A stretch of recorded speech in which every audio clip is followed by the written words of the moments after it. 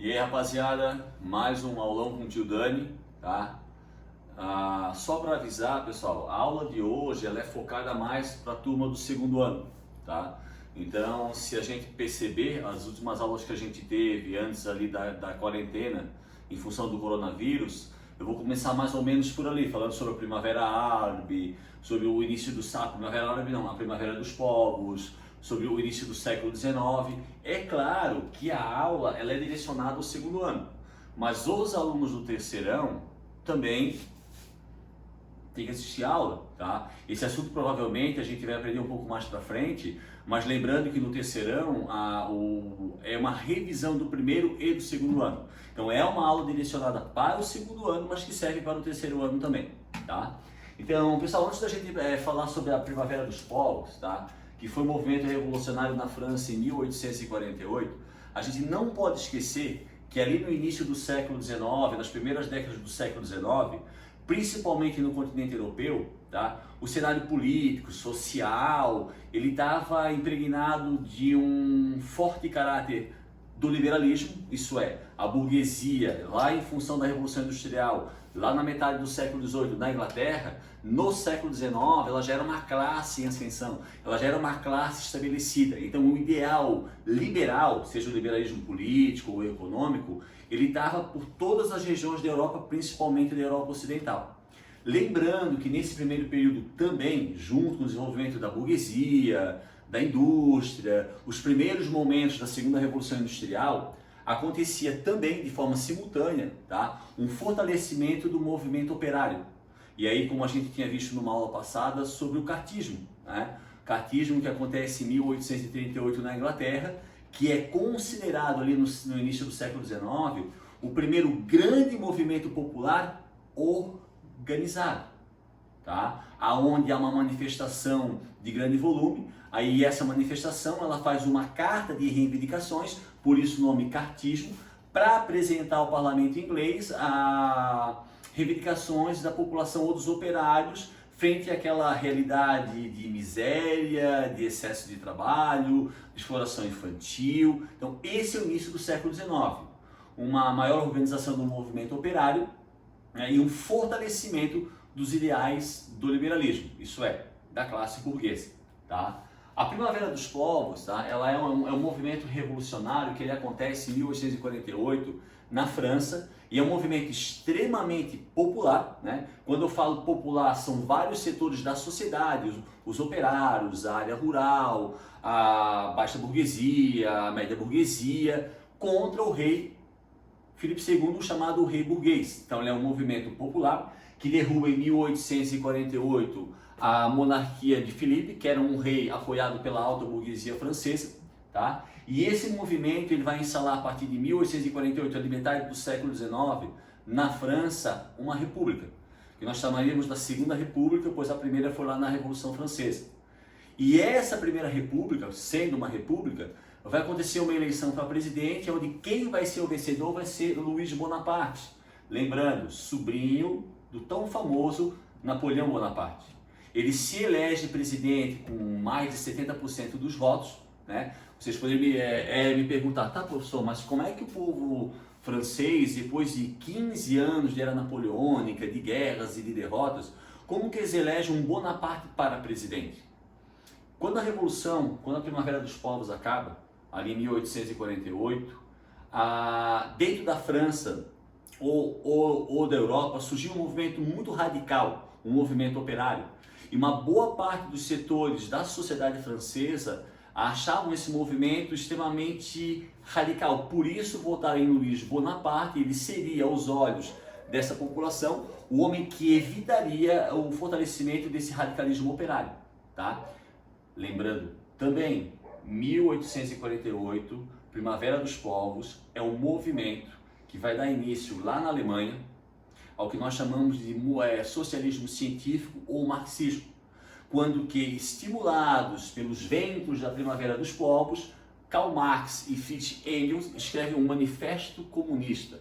E esse documento, elaborado em 1848, ele vai dar início ao que nós chamamos de socialismo científico ou marxismo, que é uma ideologia, certo, que vai incentivar inúmeros movimentos ali da segunda metade do século XIX até a primeira metade do século XX, e aí enfatizando já no século XX, a Revolução Russa, tá?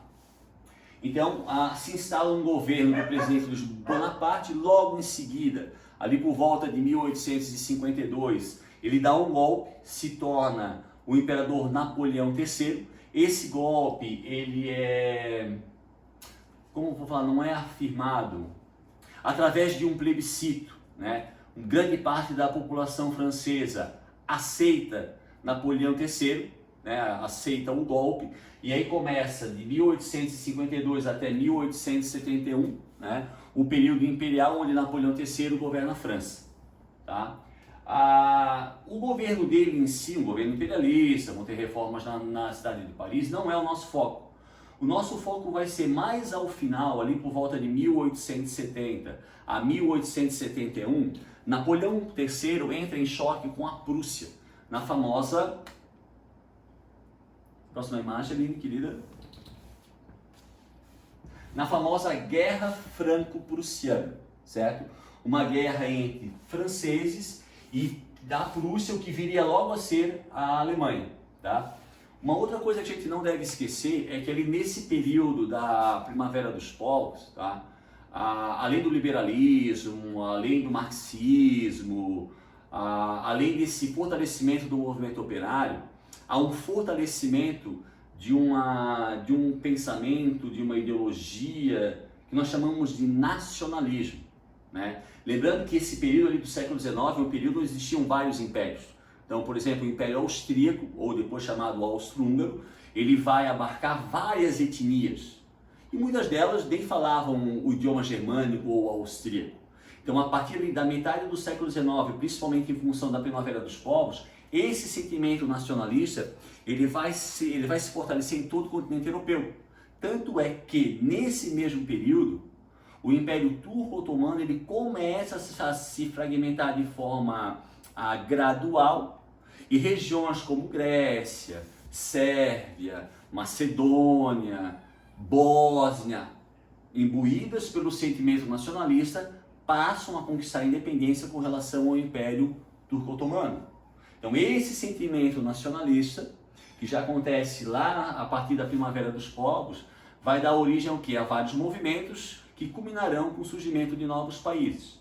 No caso da nossa aula hoje, como a gente está focando no segundo ano, logo a gente vai falar sobre o processo de unificação da Itália e o processo de unificação da Alemanha. Mas antes disso, analisando a Guerra Franco-Prussiana, tá? Que é de 1870 a 1871, essa guerra, né, ela vai aparecer uma figura chamada Otto von Bismarck. Mais tarde a gente vai falar sobre ele, que é o principal responsável pelo surgimento da Alemanha. Essa guerra marca o final do Império de Napoleão III, tá? Quando os exércitos prussianos invadem a França, né? E durante a assinatura de um tratado de paz, de rendição dos franceses com relação aos prussianos, vai acontecer um episódio em Paris muito famoso, né? Chamado a Comuna de Paris. Lembrando que esse episódio chamado a Comuna de Paris, tá? Ele vai surgir principalmente pelo fato da sociedade parisiense ou parte dela não aceitar o acordo ou tratado feito entre os prussianos com o governo francês, agora uma república, né, comandada pela burguesia francesa. Então, parte da sociedade francesa vai se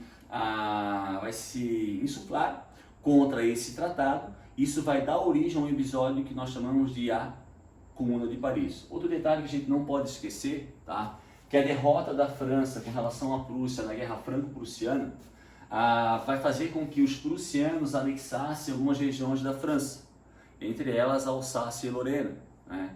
A gente também não pode esquecer que durante esse período da Segunda Revolução Industrial, e a Alsácia e Lorena é uma região francesa, mas de uma predominância muito grande de pessoas de origem germânica, era uma área muito rica em ferro e carvão. E o fato dos franceses perderem essa região para os prussianos, logo mais alemães, é um dos fatores que posteriormente lá em 1914 vão causar a Primeira Guerra Mundial. Mas isso agora, como disse o Dani, é uma outra história. Nova imagem ali, por gentileza. Como eu falei antes, a derrota da França na Guerra Franco-Prussiana obriga os franceses a assinarem um acordo com os alemães ou com os prussianos. As cláusulas desse acordo não são aceitas por parte da sociedade de Paris. E aí acontece o que nós chamamos, em 1871, a Comuna de Paris. Lembrando que Marx considera esse episódio a primeira grande experiência comunista realizada no mundo. Por quê? Por um prazo, mais ou menos um período de 3 meses, Paris se torna dentro da França tipo um estado independente. Vamos dar um exemplo, tipo um Vaticano no meio de Roma. E o governo dessa Comuna de Paris, desse novo estado parisiense, ele não existe uma liderança. Ele é comandado por uma assembleia, e essa assembleia existe representante das vários setores da sociedade de Paris. Então, por isso que Marx considera a Comuna de Paris a primeira grande experiência comunista realizada no mundo. Porque não havia um governo central, um presidente, um rei ou um primeiro-ministro. Durante 3 meses, a cidade de Paris, ela foi governada por uma assembleia, e dentro dessa assembleia existiam representantes de cada setor da sociedade de Paris. E todas as decisões eram tomadas após uma grande votação. Então, como não havia um governo central, a gente pode chamar de comunismo. Vocês podem me perguntar o seguinte: tio Dani, como que essa comuna acabou? Vamos pensar bem assim, ó. O socialismo científico ou comunismo, no caso do comunismo, além de não pregar a existência de um governo central, eles pregam o fim da propriedade privada. A gente pode frisar o socialismo científico. Então, essa ideia, esse exemplo da comuna, ele não é um exemplo bem aceito não só pela burguesia francesa, mas pelos mais variados estados do continente europeu. A gente tem que lembrar que na época existem impérios, a propriedade privada, o auge do liberalismo econômico, que é a propriedade privada, Adam Smith, o livre comércio. Então, se esse exemplo da comuna se fortalecesse e se propagasse pela Europa, não seria bom não só para a França, mas para o governo da Alemanha, para o governo da Holanda, para o governo da Espanha e Portugal. Tanto que esse movimento ele é sufocado de uma forma violentíssima, é estimado entre mortos entre 15 a 20 mil pessoas, não só por forças militares da França, mas os franceses são ajudados também por forças militares da Alemanha ou da Prússia, porque, como eu disse antes, não era interessante para ambos os países, ou para toda a Europa no caso, que esse exemplo se propagasse. Tá? Então esse é um episódio muito importante, ali já da segunda metade do século XIX, né, chamado Comuna de Paris, não esquecendo que a segunda metade do século XIX já acontece a segunda revolução industrial, né? O ser humano passa a produzir a energia elétrica, o aço, usa o petróleo, tem o telefone, tem o rádio, tem o motor a combustão, e o movimento operário ele já é um movimento fortalecido, um movimento forte, imbuído principalmente ou do socialismo científico ou do anarquismo. Então, a Comuna de Paris está dentro de um contexto, de um período da Europa muito tenso, muito transformador, tudo em função da segunda revolução industrial. Ali, por gentileza. Ali, para de olhar o gato. Como eu falei antes, pessoal, ali a Primavera dos Povos, tá? Ela é um movimento francês, mas os seus ideais vão se espalhar por todo o continente europeu, inclusive vindo até a América. Mas isso é um outro assunto. No caso, dentre os processos que vão dar origem a outros países, a gente vai focar na Itália e depois na Alemanha, tá? Então assim, aqui a gente está vendo no mapa, isso aqui seria a Península Itálica, ou hoje que nós chamaríamos de Itália. Se vocês perceberem aqui, o mapa ele tem a cor bege, tem um roxo, tem um amarelo, tem um verde, tem um rosa, tem um laranja. Isso quer dizer o quê? Não existia Itália como um país, um governo centralizado. A Península Itálica, ou o que hoje seria Itália, eram vários ducados, principados, reinos, inclusive com os estados papais, né? Ou a gente pode chamar estados da Igreja Católica. Então, imbuídos pelos ideais da Primavera dos Povos, pelo nacionalismo, isso lá já a partir da segunda metade do século XIX, tá? Na Itália vão surgir movimentos que vão estar pela unificação. No caso italiano, são dois movimentos. Lembrando o seguinte, até hoje, se a gente fizer uma comparação no quesito economia, o norte da Itália é mais rico que o sul da Itália. Até hoje é assim, né? O norte da Itália, no início do processo de unificação, já era uma região industrializada, né? E o norte, para a época, uma região mais agrícola.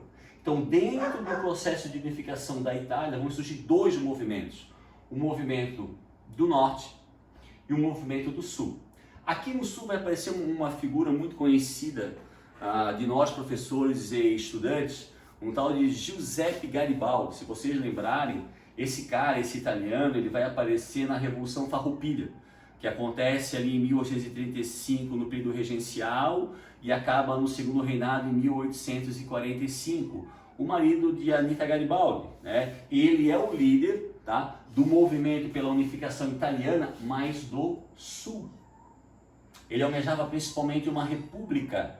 No caso do movimento do norte, eles vão almejar uma monarquia. Um outro detalhe, algumas regiões, aqui tem um quadrinho, né, que, por exemplo, mostra de forma bem clara, né, a região laranja, que é aqui, ó, é o reino de Piemonte e Sardenha, um reino muito rico e industrializado. A região amarela, que é essa parte aqui, ó, anexações de 1859 a 1860, decorrentes da guerra contra a Áustria.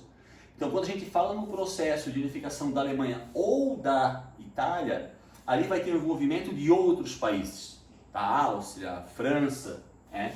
A parte laranja, mas que tem uma linha vermelha, territórios cedidos à França, territórios entregues à França. A parte bege ou laranja claro, sou um pouco daltônico, me perdoe, né? Territórios incorporados em 1860 em razão das campanhas de Garibaldi e das tropas de Piemonte. Parte verde, que é aqui em cima, né? Anexação em 1866. A parte roxa, territórios anexados em 1870, que são territórios da Igreja Católica, que são anexados por esse novo Estado italiano. A parte rosa, que é aqui para cima, territórios pretendidos pela Itália e só anexados em 1919. Tá? Um fato muito curioso, né? O meu nome é Daniel Tommasini, e Tommasini é uma família italiana, né? São imigrantes italianos que vieram aqui para o Brasil por volta de 1875. E para essa galera da região de Trento, né? que é o Trentino aqui, né? O processo para tirar a cidadania italiana, ele sempre foi muito difícil, sempre foi muito tortuoso. Por quê? Quando esses imigrantes vieram do norte da Itália entre aspas, né, para o Brasil, isso ainda era uma região pertencente ou ao Império Austríaco ou ao Império Austro-Húngaro. Por isso a dificuldade para quem é de origem trentina de tirar a cidadania. Até pode acontecer, mas é um processo muito longo que dura muitos anos. Tá? Então, se a gente observar aqui, ó, o processo de unificação da Itália, ele é um processo gradual, ele vai aos poucos, com envolvimento em guerras com a Áustria, vai ter envolvimento em guerras com a França, porque esses estados papais, como a França na época era um país extremamente católico, a França vai proteger esses estados papais. Então, automaticamente, os franceses de Napoleão III, né, vão entrar em atrito com os movimentos pela unificação italiana. Tá? Mas apesar do envolvimento de outros países, ali por volta de 1870, né, a Itália ela surge realmente como um país, poder centralizado, com um governo sediado na cidade de Roma. E o sistema de governo, a ideia que vai prevalecer não é a ideia do sul, que é republicana, mas é a ideia do norte.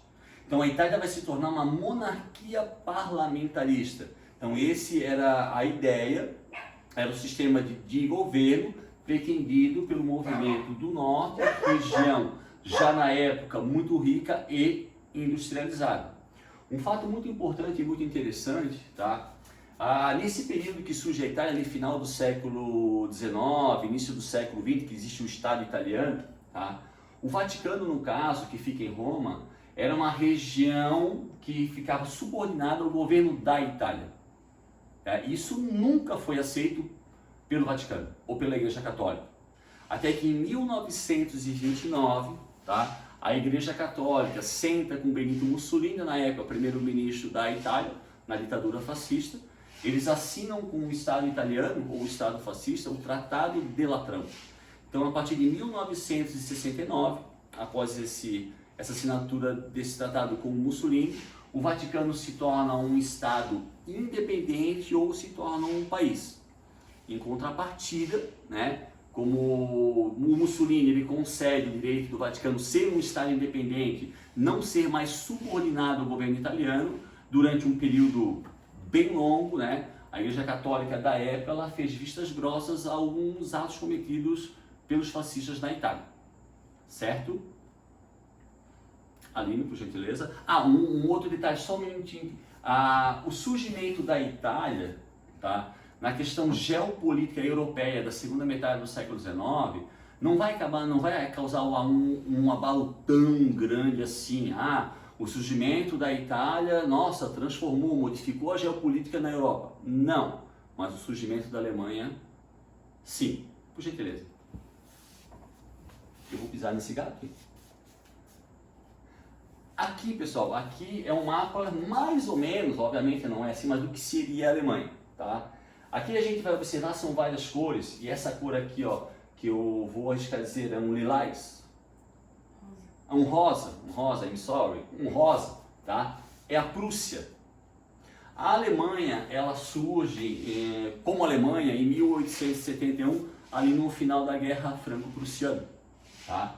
Mas mesmo antes de ser Alemanha, a Prússia, ela já era uma nação economicamente e militarmente muito forte. Ela já era uma potência. E eu sempre cito para os alunos um exemplo, que a Prússia foi uma das principais responsáveis pela derrota, pela destruição de Napoleão Bonaparte, em 1815. Então, mesmo antes de ser Alemanha, a Prússia já era uma grande potência. Isso economicamente falando, isso militarmente falando. Tá? E essa região imbuída pelos ideais nacionalistas, que vão se fortalecer lá a partir da Primavera dos Povos, vai crescer na Prússia e entre outros estados germânicos, de língua germânica, de cultura germânica, o sentimento de formar uma única nação. Tá? Então, vou dar um exemplo. Essa parte rosa, né, seria a Prússia, em 1815. A parte azul, ó, anexação de Holstein, resultante da guerra da Prússia contra a Dinamarca. A parte laranja, incorporações em 1866. A parte verde, unificação resultante da adesão de pequenos estados germânicos à guerra contra a França, 1871.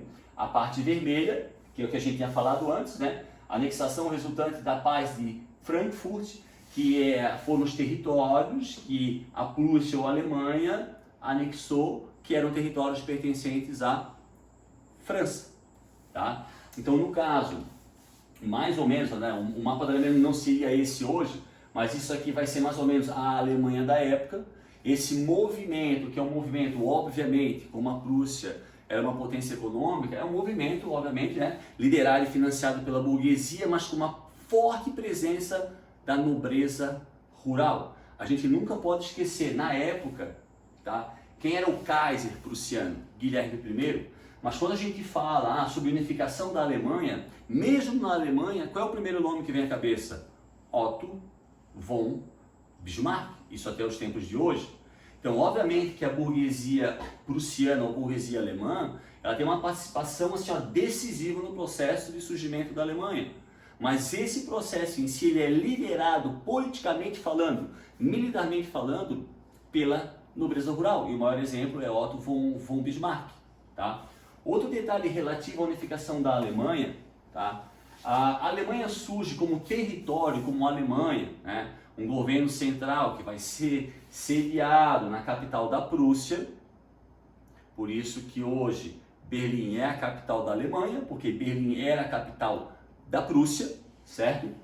Mesmo antes de surgir a Alemanha como um país territorialmente falando, um governo centralizado na cidade de Berlim, sob o comando do Kaiser Guilherme I, lá em 1834, a Prússia e outros estados germânicos, por volta de 34, 35 estados germânicos, eles vão fazer o que a gente chama de Zollverein.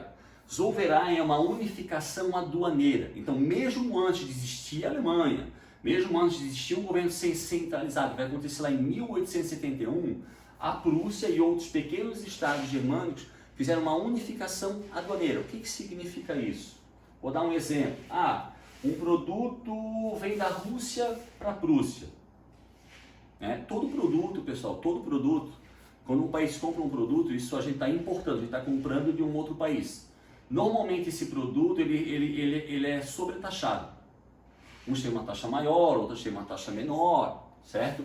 Então o que aconteceu com o Zollverein, que é uma unificação aduaneira?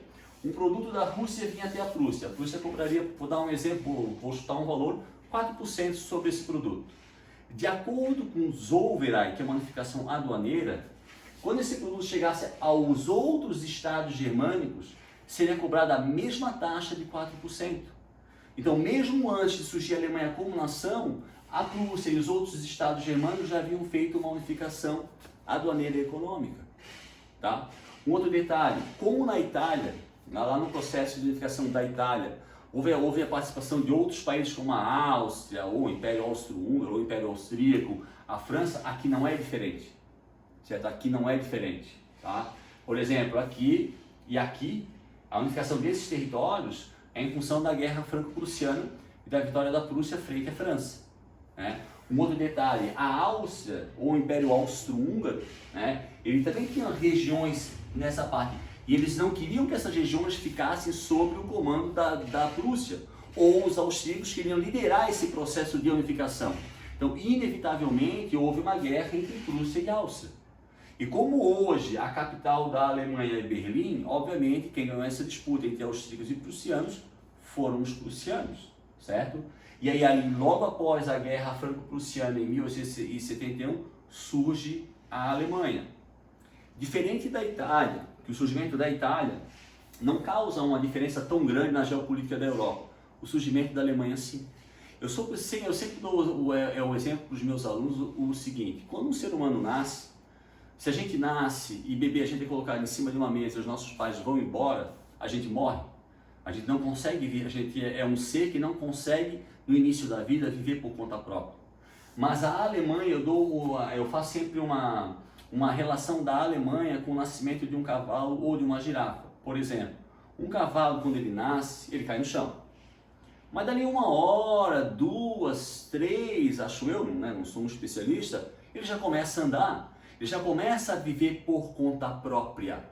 A Alemanha é isso, ela já nasce forte, porque a Prússia já era uma potência, e se unificando com outros estados e adquirindo uma rica região da França, que é a Alsácia-Lorena, ela já nasce como potência. Por isso que o surgimento da Alemanha, ela causa uma transformação e uma mudança na geopolítica da Europa, que vai dar origem à Primeira Guerra Mundial. Porque como a Alemanha já nasce como potência, o que ela almeja para si? Vou ser a maior potência da Europa, vou ser a maior potência do mundo. Mas quando a Alemanha surge em 1871, quem era a maior potência do mundo ou da Europa? Inglaterra. Então, o fato da Alemanha almejar para si ser a maior potência, de forma inevitável, vai levar a um choque entre a Alemanha e a Inglaterra, e posteriormente a França. Isso lá na frente, em 1914, dá origem ao que a gente chama de Primeira Guerra Mundial ou a Grande Guerra, que não é um assunto agora.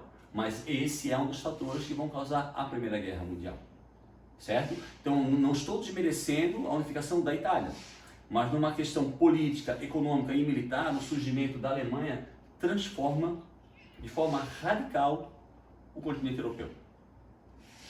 Aline, por gentileza. Pessoal, assim, para a gente não ficar só na Europa, tá? Só na Europa, eu estou passando eu vou atravessar o Oceano Atlântico, no caso, que é uma viagem mais rápida que se eu fosse pelo Pacífico, e eu vou falar sobre um pouco a expansão territorial dos Estados Unidos, porque se a gente observar algumas datas que estão nesse mapa aqui, ó, 1803, principalmente 1845, 1848, 1853, 1846. Essa ideia, né, esse nacionalismo que surge lá na Europa, que começa na primeira metade do século XIX e acaba se fortalecendo na segunda metade do século XIX, esses ideais nacionalistas, eles atravessam o Oceano Atlântico. Eles vêm para o continente europeu, certo?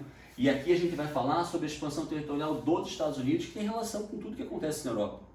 É a mesma coisa hoje, hoje a gente vive um mundo extremamente globalizado. Então tudo que acontece lá na Europa, ou nos Estados Unidos, ou na Ásia, seja bom ou ruim, respinga aqui, cedo ou tarde respinga aqui.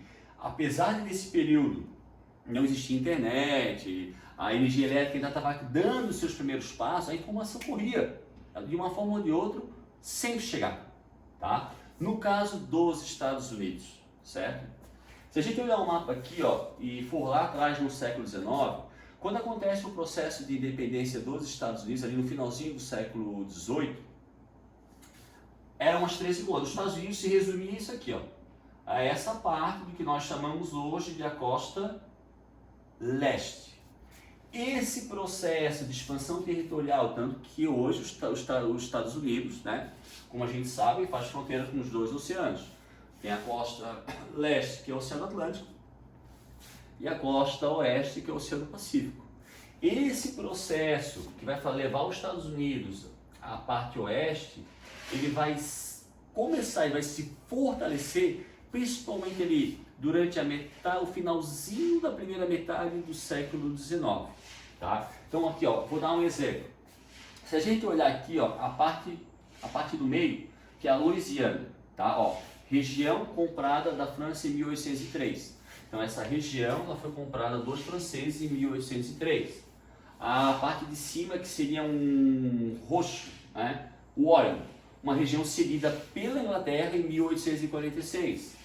A parte aqui, um vermelho claro, um vinho, adquirido no Tratado de Versalhes, obviamente, em 1783, isso após o processo da independência.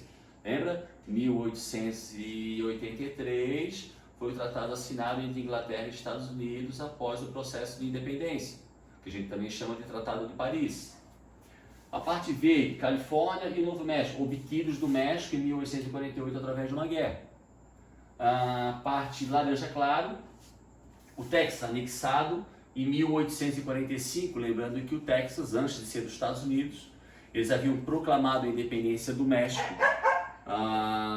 com o nome de Estrela Vermelha, e 10 anos depois de se tornarem independentes do México, eles foram anexados de forma pacífica ao território dos Estados Unidos, tá? Então a expansão territorial do leste para o oeste, ela é realizada através de tratados, compras e guerras. É dessa forma que é a expansão territorial dos Estados Unidos da costa leste para a costa oeste. Só que a gente não pode esquecer que, independente desse território ser inglês, ser mexicano, ser francês, ser espanhol, isso aqui eram terras pertencentes a várias nações indígenas. E houve nesse processo de expansão territorial dos Estados Unidos, Aline, não dorme, a próxima imagem. E houve nesse processo de expansão territorial dos Estados Unidos o que nós chamamos de corrida para o oeste, certo? Que vai causar um massacre gigantesco de milhões e milhões e milhões e milhões de índios. Só pode botar a imagem um pouquinho ali, por gentileza? Então, como eu afirmei agora, essa corrida para o oeste, independente se essas regiões pertenciam, entre aspas, a outras nações, aqui houve o que a gente chama de corrida para o oeste, onde vai haver um massacre gigantesco, quase que um genocídio da população nativa, realizado, no caso dos Estados Unidos, pelo próprio Estado americano, através do exército americano. Tá? A gente também não pode esquecer que um dos fatores que levou a essa expansão territorial foi o fato de houve ali a partir do início do século XIX um grande crescimento demográfico, e o Estado precisava jogar esse pessoal mais para o interior, e principalmente de imigrantes. Pessoal, assim, ó, as aulas que a gente teve anteriormente falando sobre unificação da Itália, da Alemanha, das guerras, dos movimentos revolucionários, vão causar lá na Europa um movimento de imigração, onde milhares e milhares e milhares de europeus, dependendo de alemães, italianos, espanhóis, holandeses, vão migrar para a América e principalmente para os Estados Unidos. Tanto é que ali por volta de 1820, 1830, 10, 15% da população americana era formada por imigrantes. Então era necessário mandar essa população mais para o oeste. E aí vai ter a corrida do oeste, a distribuição de terras pelo governo americano e, infelizmente, de forma simultânea, quase que o genocídio da população indígena dos Estados Unidos. E para a gente fechar a aula, pessoal, para não se estender mais, tá? Conforme os Estados Unidos ele vai se expandindo, ele vai se expandindo da costa leste para a costa oeste, tá? Lembra quando a gente estudava as 13 colônias? As colônias do norte, comércio, burguesia, independência mais autônoma, as do sul, latifundiário, agrícola, mão de obra escrava. Essa diferença entre o sul e o norte, tá? Só para lembrar que isso aqui, ó, é uma imagem da Guerra de Secessão, ou Guerra Civil Americana. No caso, essa seria a bandeira dos confederados, que são os estados do sul, e essa é a bandeira dos estados do norte, né? Os Yankees ou a União. Então, essa diferença entre os estados do sul e os estados do norte, conforme os Estados Unidos vai crescendo territorialmente falando, e vai se desenvolvendo como uma nação, como uma economia, a diferença entre os estados só vai crescer. E vai crescer muito. Por exemplo, o norte industrializado, ali na segunda metade do século XIX, ele vai se tornar mais industrializado ainda. Ele vai implementar medidas de cunho protecionista. E eles vão almejar mais a mão de obra assalariada do que a mão de obra escrava. Já o sul, ele aumenta as suas exportações de algodão ou de outros materiais agrícolas para a Europa. Então eles vão enfatizar cada vez mais a mão de obra escrava. Então essa diferença entre os dois vai se acentuar, até que em 1860 acontece uma eleição para presidente e quem ganha é o candidato do norte, Abraham Lincoln.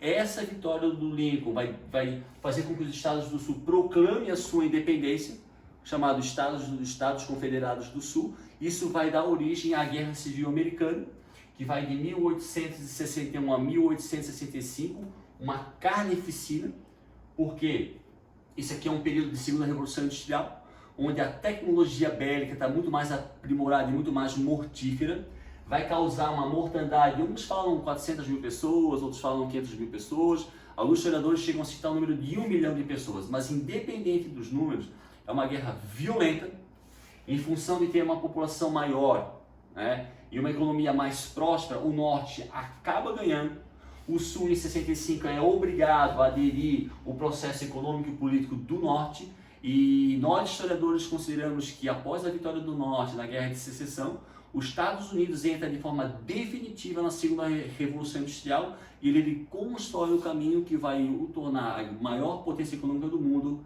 após a Primeira Guerra Mundial. Então, pessoal, isso foi um resumo um pouco mais extenso do que a aula passada, né? Porque eu penso assim, ó, em função do coronavírus e da quarentena, a princípio são 30 dias, são 7 dias, isso pode mudar, tá? Então eu estou tentando na minha aula abarcar o máximo possível de conhecimento para repassar para vocês. Por isso que hoje eu me estendi um pouquinho, tá? Lembrando, mais uma vez, isso aqui é só um apoio. Em casa vocês vão estudar, vão escrever, vão fazer resumos, vão fazer tópicos. E não se esqueçam, certo, Aline, de olharem o canal, de se inscreverem no canal. É isso? De curtir. E curtir. E compartilhar com os amigos. Tá? Como? Compartilhar com os amigos. Compartilhar com os amigos. E compartilhar com os amigos, porque, como eu falei na aula passada, assim, ó, eu nunca pensei que fosse tão difícil fazer isso. Olha, elaborar isso, escrever, fazer, montar. Antes a gente se prepara fazendo a aula não pode ser muito longa. É difícil, mas é legal. é legal, isso é bom porque é bom para mim como experiência e para vocês é uma forma de estarem atualizados com o conteúdo das apostilas. Certo, rapaziada? Então, brigadão aí pela presença, tá? Continuem curtindo, se inscrevam e amanhã tem mais, tá? Um abração e se cuidem e fiquem em casa. Beleza? Um abraço do tio Dani. Um beijo.